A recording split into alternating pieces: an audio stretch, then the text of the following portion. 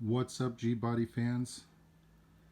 Um, this is Ed Sanchez. Some of you may know me on Classic G-Body Garage on Facebook, or I'm also in G-Body Forum as Cali Wagon 83. You might know me from there. Anyway, long overdue. I've been meaning to do this for a long time. A video of my 83 Regal wagon. Some of you may know the story. It's been in the family since new. Originally purchased in California. Was used there. It was originally my mom's car. It was driven around for about 7 years in California, and was driven across the country to Knoxville, Tennessee, where it lived probably 20 plus years of its life, most of its life in Tennessee. It's been garage kept its whole life. Paint is not original, full disclosure. It is beautiful, but it is a repaint. It was in a minor accident in the early 2000s and it was repainted. But kinda, I'll show you over here. They was hit on this side and they did not replace the fender trim because even at the time they repaired it, it was kind of hard to find. Thanks to some help through some people I met on G-Body Forum, I was able to track down another set of moldings. So they're in a box waiting to be installed. So that's on the to-do list.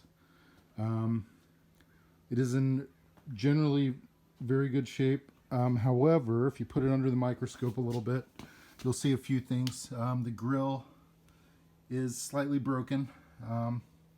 It's not really something you see from a distance, but if you look up close, you can see that. I do have another grill, needs to be kind of refurbished a little bit. Again, also on the to-do list. Wood grain is also not factory. If you got a really sharp eye, you'll know the original wood grain on these was a little darker. This is more kind of a blonde color, but we decided to go with that when we got it repaired. It's kind of grown on me. I know it's not original, but I actually like the look a little better than the original darker wood grain. It's also missing the center spear in the door. That was not replaced. But again, I've kind of gotten used to the way this looks, just the way it is. So I think visually, the only thing I'm probably going to do to this is replace the front fender trim.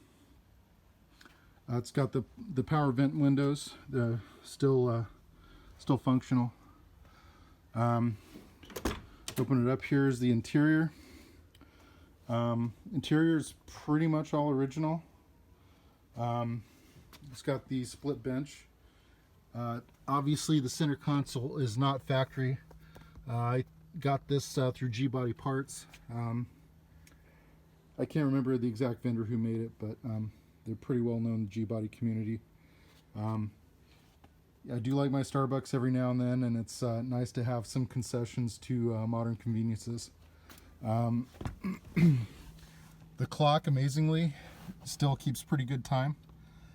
Even as I leave it sitting a few weeks at a time, just the original, standard gauges for the 83. So you got gas, speedo, and clock.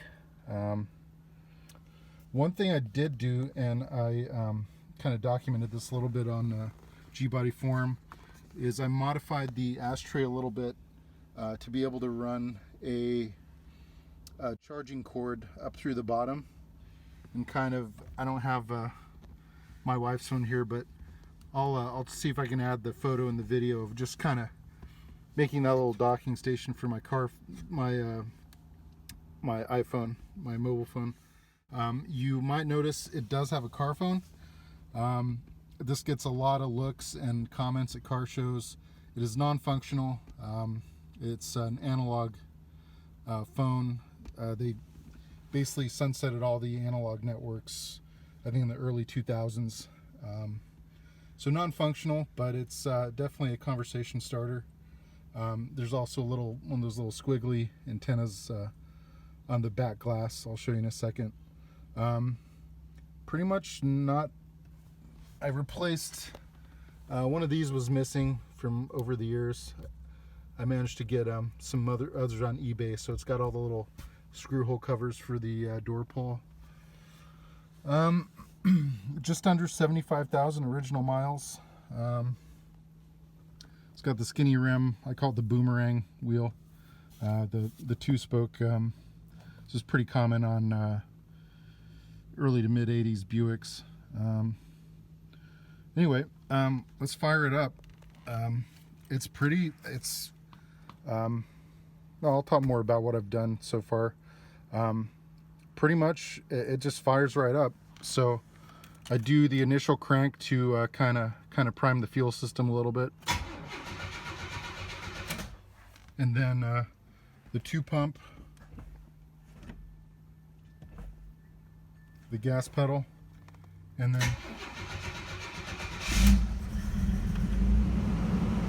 usually fires right up, no problem. Been pretty happy about that. So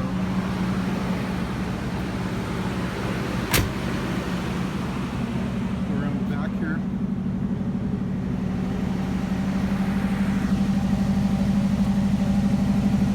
Here's the exhaust. Not totally factory. It's a Flowmaster. I believe it's a 40 series. And I got a slash cut chrome tip. So I think that's about a 3.5. Kind of gives a little deeper tone. I mean, it's still a V6, so it's it's never going to sound like a big block, but sounds okay for what it is. Also, the corner, the bumper fillers are cracked. Also on this side too, that one's in a little worse shape. But again, got those in the box. Plan on doing those one of these days. Peek under the hood here.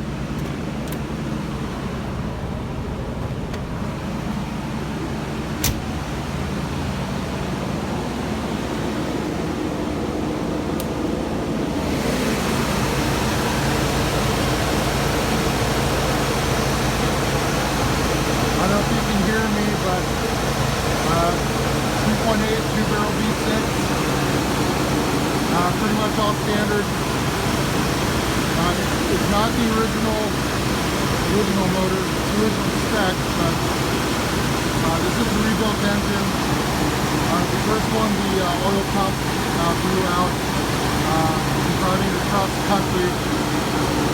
So this is the second engine, but it's just stock spec. 231, 2.8 liter. But starts, runs, idles, fine.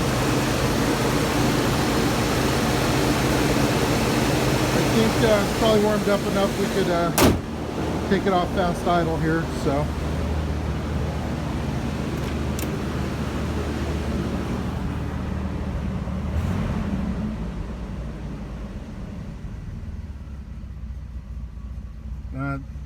Seems like it might still be a little cold. It's still a little lumpy, but it's not stalling out. So to give you a little better idea of the exhaust note.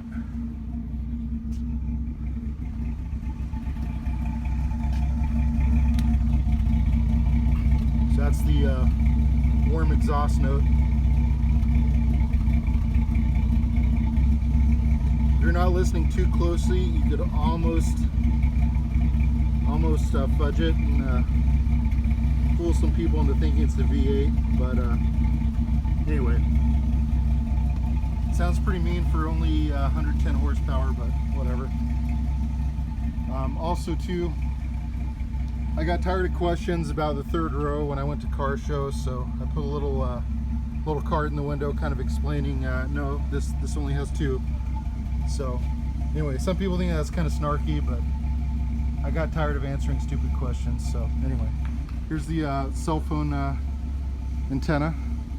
Again, non-functional, but gets a lot of comments. Tennessee just commemorates the time it spent back there, quite a bit of its life. And here's my homies. Shout out. So anyway, I'm going to I'm going to position the camera and then we'll go for a little cruise. What's up, everyone? Zed Sanchez. I did looked over some of my footage with the angle I had, and all you could see was the shoulder of my jacket. So decided that wasn't going to work too good. So anyway, I'm going to try and recreate the clip I did here. Anyway, just out driving the 83 Regal Estate Wagon. As you probably saw from the earlier part of this clip, just your standard 3.8 two-barrel 231 Buick. It was in hundreds of thousands, if not millions, of G-bodies and other GM cars. So nothing really special about that, but still runs and drives. This car was used sporadically for over 20 years, mostly back in Tennessee. Started its life in California, as I alluded to in the earlier video, but spent most of its life in Tennessee in a garage. I was used periodically by the family for many years. Transported it back out here to California. Didn't need much. I mean, new fuel tank, rebuilt sending unit, rebuilt carb. You know, maybe I was a little paranoid about the fuel system, but just wanted to get that all cleared out, make sure it had fresh gas in it. So cleared out fuel system, new battery, just fired right up like nothing. So I was really fortunate, didn't have to do much. To be honest, it probably still needs a little bit of a tune-up, but you know, for what it is and its age, it runs remarkably well, I think.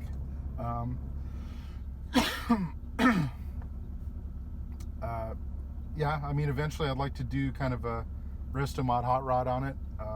Thought about an LS3, thought about a, you know, Grand National Turbo, even thought about an electric motor. I mean, I know, forgive me, but you know, just right now, just having fun with it, just cruising around to shows. Unfortunately, a lot have been closed down lately around here, as they probably have where you guys are too. This is March 2020, whole coronavirus outbreak. So you know, this is one of the things they haven't shut down yet, is just going out for a cruise. So I'm just taking it around the block to keep the fluids flowing. But yeah, I mean, I'm just enjoying it. Just fortunate and blessed. It's still in the family.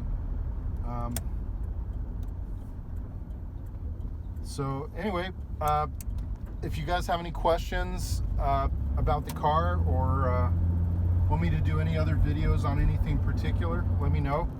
Love to hear about it. It's definitely the longest video I've done on it.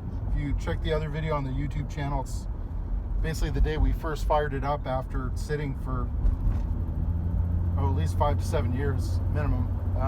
It's probably sitting longer than that, since it ran before that.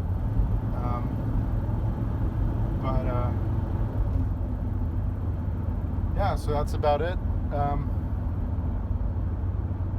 Anyway, love to hear about your guys' cars in the comments too. If you have any family hand-me-downs or any similar stories, love to hear about it.